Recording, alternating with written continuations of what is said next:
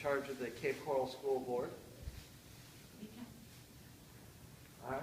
May I bring up Arvella Claire? Yeah. Woo! A house divided. A house divided. Arvella Claire. All right.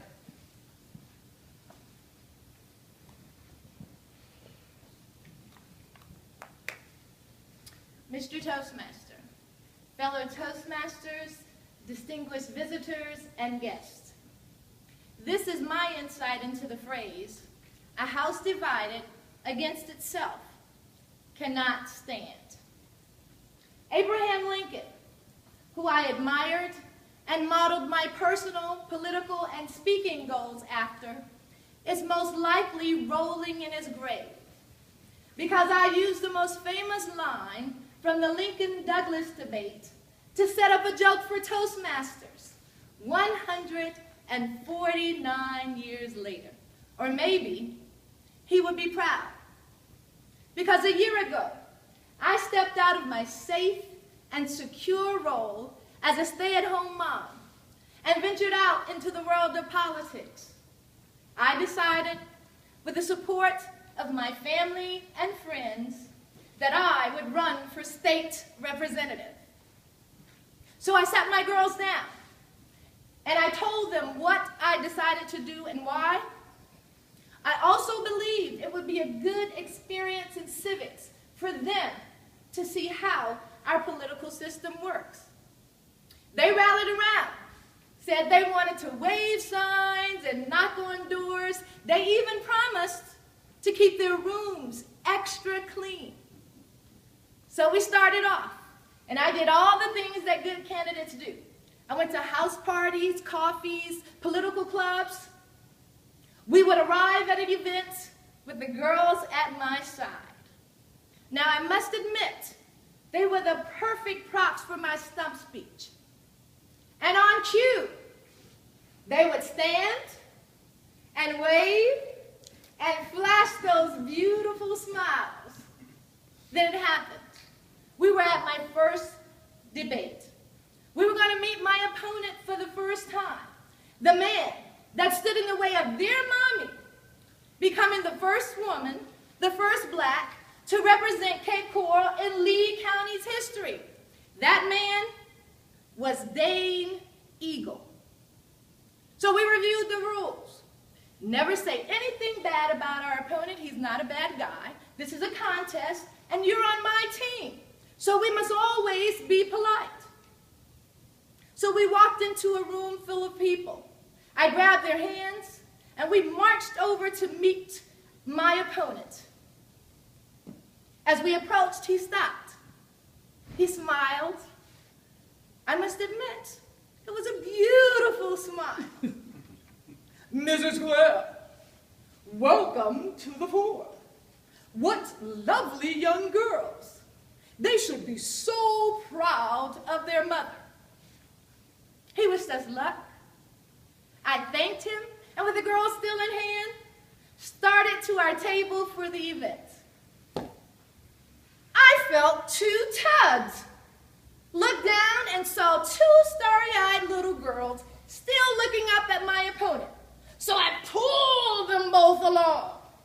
We finally reached our table, and as I started to place the handouts on the table for the event, it started. "Mommy, this man is gorgeous. He's so nice. He's so young. Mommy, why do you want to beat him?" Oh my God. I could feel the sweat on my forehead.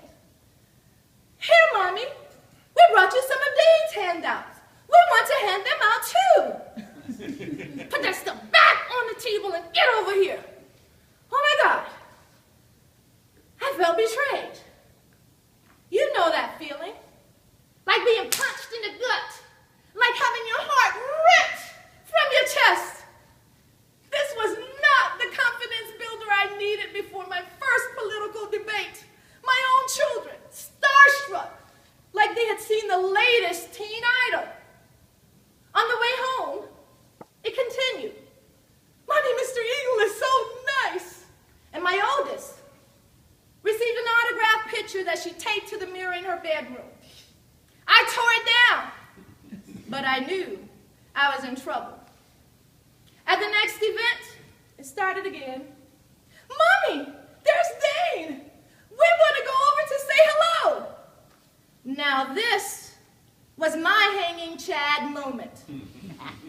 It only lasted about 15 seconds, but I temporarily lost my mind and I grabbed them. Did you forget the rules? You're on my team. Okay, calm down. Look at mommy. Smiles. After that outburst, my husband took the girls off my team. I didn't go on to become the first state representative for Cape Coral. However, I learned a lot, and I was encouraged not to abandon my political goal, but maybe I should abandon my children?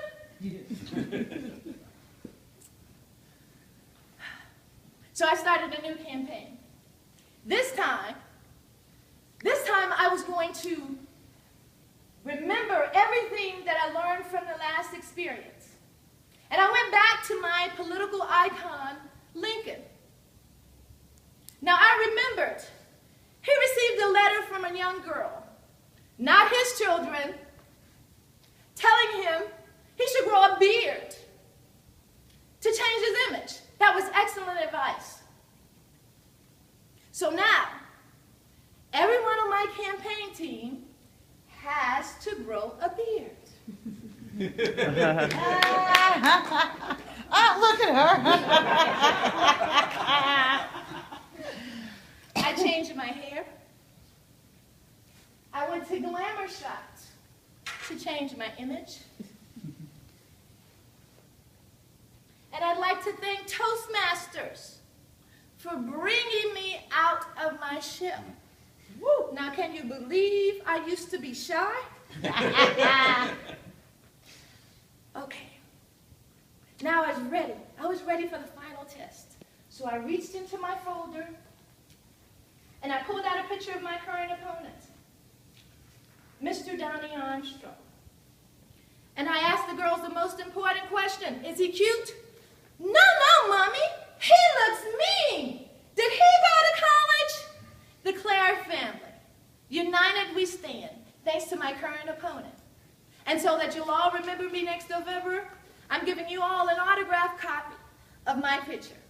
My name is Arvella Clare. I'm your candidate for the Lee County School Board, District 4, Mr. Toastmaster.